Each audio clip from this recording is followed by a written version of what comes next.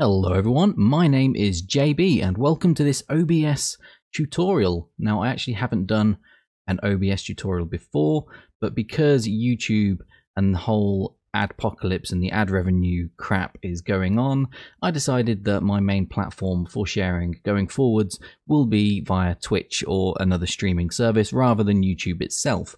So in doing that, I've had to adjust my setup and all my settings so that everything would work in a streaming setup rather than, a recording setup, which is with DxTory. So if you take a look at my last video, which is the YouTube audio guide, free audio splitting in DxTory, you'll be able to follow that and mostly set up what I'm going to take you through now, but I'm going to go through it anyways and show you how you can split all of your audio, stream it and record at the same time using OBS, and I'll also throw in how you can mix it live as well. So first things first, you will need to install a few programs in order to get this to work the way I do it. I'm sure there's other ways around it, but this is the specific way how I stream, and it seems to work pretty good so far. So the first program you'll need to download is Voicemeeter. You can use Voicemeeter itself or Banana, it doesn't really matter. Banana is just a more advanced version of Voicemeeter. So for this tutorial, I'm going to be using Banana. You will also need virtual audio cable, and all of these can be found in the link below or by going to www.bb-audio.com. Because I already have these set up and installed, I'm not going to take you through that. But again, if you follow my previous YouTube audio guide video, it'll have all the setup instructions in there. The next thing you'll want to do whilst you have your internet browser open is go to the Reaper website. Now, Reaper is a great digital audio workstation and I use it, and I have been using it for a long time as my Windows digital audio workstation. I have Logic Pro 10 on the Mac, which is my primary for music, but in terms of mixing sound for videos and whatnot, I always use Reaper. It's fairly cheap, but you can also get it for free for a certain period of time anyways, but we don't actually need the software itself. You can see this here if I load it up. You'll be able to see like this is what it looks like, but we don't need this. We need none of this. Technically, it's possible to do it within Reaper itself, but we don't need to. It just adds another chain and delay to the entire process. So we're going to quit out of that and instead navigate to the plugins page of Reaper.fm. And here we're going to download the 64-bit version of the VST plugins. Now, if you have a 32-bit operating system, then of course download the 32-bit, but I have Windows 10 64, so I've downloaded these. Once you've downloaded them, just run the executable file and you are done. So in order to make sure everything's installed properly, give your PC a reboot, make sure all the drivers and everything you have is installed, and that will just finalize everything and make sure you're not missing anything. It will refresh all the stuff it needs to. So here in my sound playback devices, you'll see I have all of these ones that I use. Well, I don't really use my Yeti microphone as speakers, so I'm going to disable that. But all of these I do use. So, VB Audio Virtual Cable is something you installed earlier. This is what is going to be your, well, I use it for Discord, but it's going to be your call playback device. This is what all of your team audio is going to come through. Now, Voicemeeter VAIO is going to be what all of your games are going to go through. So this is the default device because we're going to run everything through this piece of software. In terms of recording, you don't really need to change much. Keep your microphone as the default device. But for playback, you'll want the Discord or the VB Audio Virtual Cable, you can rename it however you want, as your default communications, and set your Voicemeeter VAIO to the default device. When you do this, you might not hear me, but once you configure it properly and go back and forth, it's awkward. Then you'll be just fine. I recommend having this video up on a phone or another laptop or something whilst you're doing this on your PC. So bringing up Voicemeeter Banana. This is what it looks like. So we have channel 1 or input 2, input 3, and these two auxiliary ones here and all of our outputs. Now it looks a bit complicated. I'll try to explain it as best as I can, but if in doubt, just mess around or follow what I do exactly and you'll be fine. So the first thing I'm going to set up is input 1, which I've named Discord. So I've set this to WDM cable output, which is VB Audio Virtual Cable. So as you can see, in the Discord playback device, VB audio virtual cable is where Discord is going. And if I load up Discord and go to voice and video and set my output device as the VB audio virtual cable, it will route the Discord into here, into this channel. Now I don't actually have anything I can play through this to prove how it works. Do I have TeamSpeak? I do. So I can do the same with TeamSpeak. So if I use TeamSpeak as an example, if I go to Tools, Options, set my playback to use Discord playback VB audio virtual cable, and I play the test sound, you'll be able to see that this should have some volume going through. And if I load up as well in the background, you'll be able to see it there too. Testing your playback sound system. Testing your playback sound system. So anything that comes through this channel will route into this input here.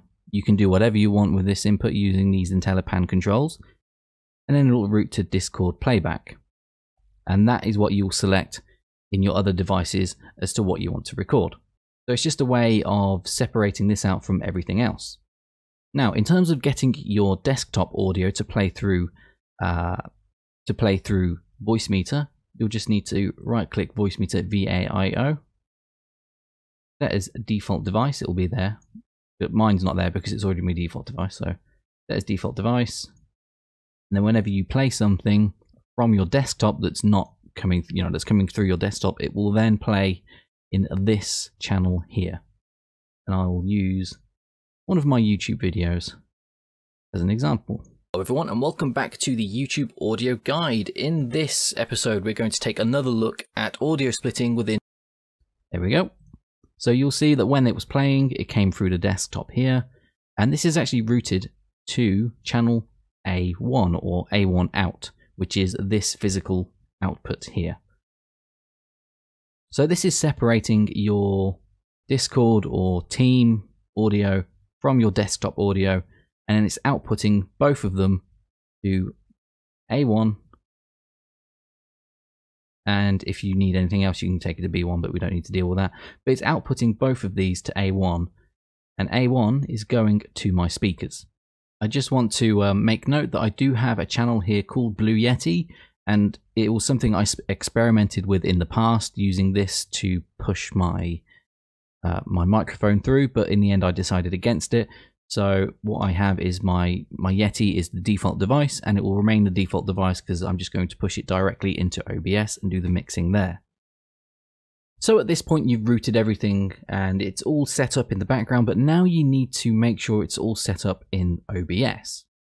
So if I load up OBS here, this is my standard game capture streaming setup. So I have a desktop audio, my microphone audio, and my desktop 2, which will probably, I think it is my Discord. So desktop, Discord, and microphone. In order to configure your recording to actually use multiple audio streams, you'll need to first set it up. So go into settings, go into output. We don't really need to bother with streaming at the moment. So most people, when they load this up, will have simple. Simple's fine if you just want to do one thing, but we want to do more advanced stuff. So we're going to click advanced, leave streaming as it is for now. We'll come back to this in a second. What we're bothered with is the recording tab. So leave it as type standard, set your recording path wherever you want it to go. Mine is a dedicated gameplay footage. Set what you want here, but I know I want to generate 4 audio tracks. So what my plan is to have 1 be everything merged together. Track 2 will be the desktop audio, track 3 will be my microphone, and track 4 will be my team audio. Encoder, you can use whatever you want. I mean, sometimes I use that, sometimes I use Stream. It's up to you really. I've not experimented with this too much. Some settings use more processing power than others, so just do your research in terms of that. Now, recording format. MP4 does natively support multiple audio streams. The annoying thing is, it has this warning that says recordings saved to MP4 will be unrecoverable if the file cannot be finalized. So some people will read this and think, is there something to do with the audio tracks? Because it says if you want to record multiple audio tracks, consider using MKV and the remix. And remix the recording to MP4 after it's finished. This is basically saying MP4 is only good if you're able to finalize. So if this crashes mid-recording, you've lost that file. Annoying as that is, I don't think doing what it tells you to do is a good alternative. Recording using MKV, you know, I've tried it, it's awkward, I actually can't generate them there, so just use MP4. If it fails, you've lost the recording, sorry, but you can always download the VOD off of your stream if you've set it up correctly. So other than that, you can leave that as it is. Audio, you can just change the bitrate. So for streaming, you don't really need more than 128, but I'm going to give mine 192. This is what's going to be output to the stream, which channel you're doing. So we want everything to go through one. So I'm going to say audio track 1 is the channel we're going to stream, which should have everything to it. So track 1, as you remember earlier, I said is going to have everything merged. Track 2 is desktop audio. Track 3 is microphone. And track 4 is team. If I selected track 2, you would only get the desktop audio coming through the stream. So we want track 1. Everything else isn't really applicable here, just standard stream settings. So click apply, click OK, and just make sure you also have your desktop or your input devices selected properly. So my desktop audio device is default. So whatever I've selected as default in my sound over here, it will use as the desktop audio device. Desktop audio device 2 I've set as Discord playback, which is what I was showing you earlier over here. So Discord playback, so that will record whatever comes through there. And my microphone is just my standard Blue Yeti. Once you've set these up, you'll have them down in the mixer, and you can see it's picking up my microphone already. If I do other things, you'll see the inputs move as I talk, and stuff happens. So what we want to do is click any of these and just click Advanced Audio Properties. So in here, we haven't set this up the way I want it. This is just a bit finicky and all over the place. So first we untick 5 and 6 because we don't use them. And just untick everything, we don't need them. So as I was saying, these are the labels. We want everything on track 1 because that's what we're going to stream. On track 2, we want just the desktop audio. On track 3, we want just the microphone. And on track 4, we want just the team audio. And we're all set up. So now you've pretty much got everything split. And how do I know this works? Well, I'm going to test this out right now. But first, I think I'm going to add a display capture. And I'm just going to record the desktop with TeamSpeak going. So everything's there and split. Okay, so what I'm going to do is I'm going to press start recording. I'm then going to press play on the test sound. I'm then going to start playing this YouTube video, and I'm also going to talk over it, and then we'll see how all these split out. So I have started my recording. Testing your playback sound I'm now system. testing the playback sound system through... Testing your playback sound system. That's annoying. Through TeamSpeak. Testing your playback sound system. And now I'm going to press play on the YouTube video. Back to the Testing your YouTube playback audio sound guide. In this episode, we're going to take another look Testing at your audio playback splitting sound within system. And my voice is DxTory. happening twice. We focused a So here's my gameplay footage folder. If I open up DLC. Okay, so just to make sure it's all split, I'm going to right click on the video, audio, audio track, and as you can see, track 1, 2, 3, and 4. So this, when I click track 2, should only play the YouTube video's audio. at audio splitting within DxTory. We focused a And now if we go to audio, audio track, track 3 should be my microphone. Recording. I'm now testing the playback sound system through, which is working. And then if we go to audio track 4, it will be TeamSpeak. Playback sound system. There we go. So now we're all set up in terms of audio. Everything's routing where it needs to be. When you start recording, it will record to an MP4 file with all your levels and everything you've set there. But earlier I said about mixing live into OBS. Now, what did I mean by that, and why did I get you to download these Reaper plugins? Now, you don't really need to do it for your desktop audio.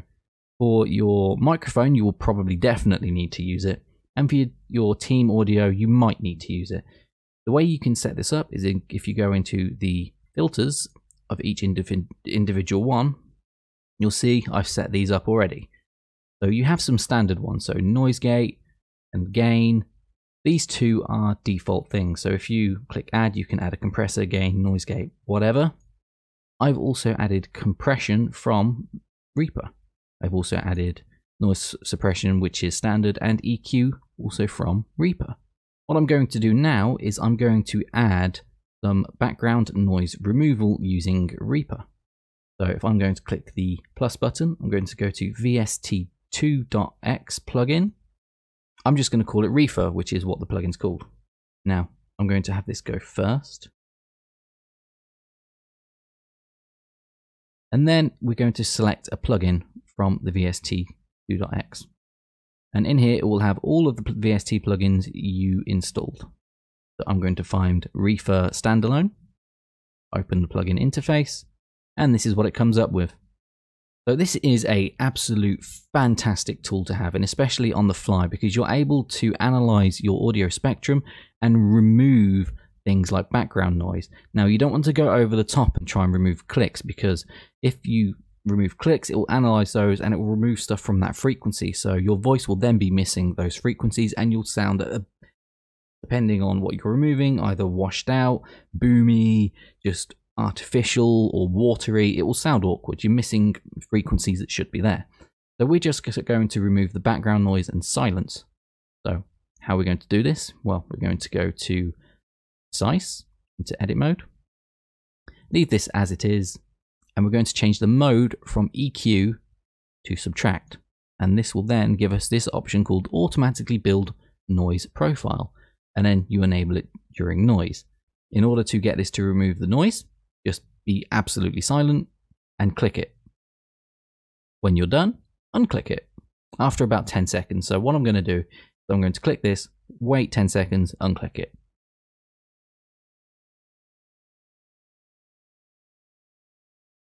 And we're done. So at the moment, my room is quite quiet and the gain is quite low because I have the microphone quite close to my mouth, but it's removed all of this from what's going to come through the stream. So that's pretty much how you do mixing on the fly, which means you don't need to have fancy plugins plugged into a digital audio workstation that also has record monitoring on, and then you pass that into another thing, which then passes it into another thing. You can do it all live with as little latency as possible directly into your stream, which is super handy. There we go. Everything has worked successfully.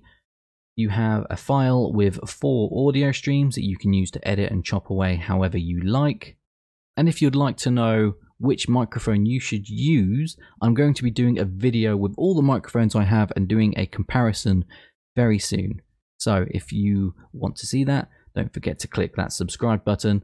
But thank you very much for watching, and I'll see you over on twitch.tv.